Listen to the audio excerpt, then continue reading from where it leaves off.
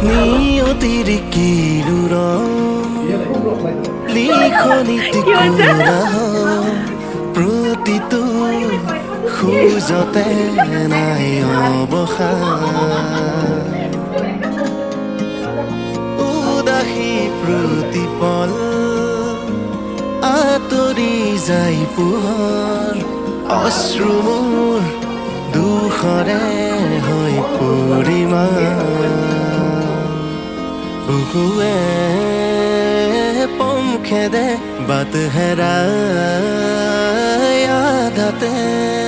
সন্মুখতে ক'লা বগা মায়াৰে ছায়া এই মায়া ঘেৰি ধৰা